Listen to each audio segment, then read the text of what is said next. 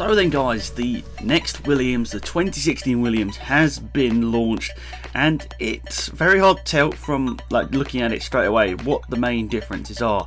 And I'm not gonna lie, it took me quite a long time to try and find some major differences, but one thing I did notice quite quickly was the shape of the side pods are different.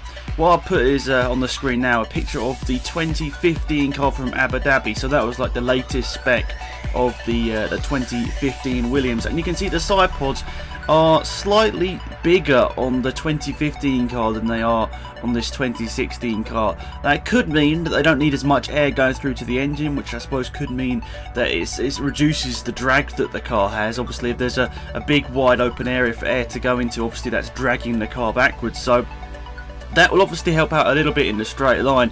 And something else I have sort of noticed here is the front wing. The lighting in all of these pictures is really hard to tell how much is on that front wing there. It looks like it's pretty like stacked up with aero bits. So I'm not exactly the best for like sort of technical parts of Formula 1 cars, but it looks like there's a lot of sort of levels on that front wing there, which looks like it's going to be bringing a lot of downforce, because we need to remember last year the tracks that Williams was struggling at, the ones like Monaco for example. That was a big letdown for their season. If they just scored points in races like that, they could have been a little bit closer to Ferrari in the overall standings. So that's definitely a big thing for Williams this year. They don't want to just be fast on the really flat out tracks like Monza and Spa. They want to be fast on all the tracks. So this looks like a pretty nice looking car here. Obviously it's not a huge amount different to the 2015 car, but slight differences, and obviously more upgrades will be coming throughout the 2016 season. So comparing this car to what it will look like at the end of the season, it will be completely different. So obviously F1 testing starting up in a couple of days here. I'm really excited for it. I'll try my best to bring you all of the news, all of the action, all that stuff with like pictures and that sort of stuff that I can. But yeah, these are pretty good pictures actually. I managed to get them from the official Williams website, and they're in incredible high quality. So if you go in full screen, and you'll definitely be able to see these in great quality. But I'll leave a link down below to Williams and all the news articles and all that sort of stuff, so you can have a look for yourself.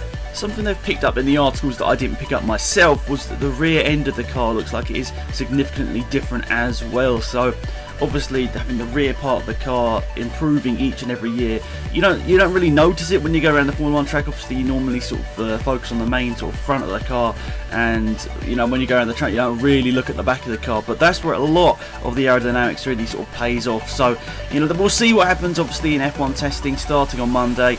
I do think this Williams will be challenging up there once again. I don't think it's World Championship material really. Not like just looking at the car you can't tell anything about that, but I don't think Williams in themselves quite at the moment quite enough to go for a World Championship. But let's hope they do. Obviously it's one of the classic Formula 1 teams. It's, if you think of Formula 1, or at least if I think of Formula 1, I think of McLaren, Ferrari and Williams as those sort of big three teams. But we'll see what happens in 2016. And let me know what your thoughts are down below, and let me know what you think of the driver lineup. Do you think there could have been a better driver lineup than Felipe Massa and Bottas? I mean, I doubt it, to be perfectly honest. I mean, Bottas is obviously incredible, and Massa, you could say he's a bit past it, but he's still incredibly good. A great team leader. Great, maybe not team leader anymore, but he's got great knowledge of the sport, and that really does obviously help out. So yeah, that's it guys, thanks for watching. Let me know with your comments down below what you think of this new 2016 Williams car. I'll be uploading it a little bit later as well, probably, I don't know, maybe even a few hours, maybe even a few minutes later, with the Ferrari launch and all that sort of stuff. So thanks for watching, it's been Alex, and I'm out of here. Goodbye.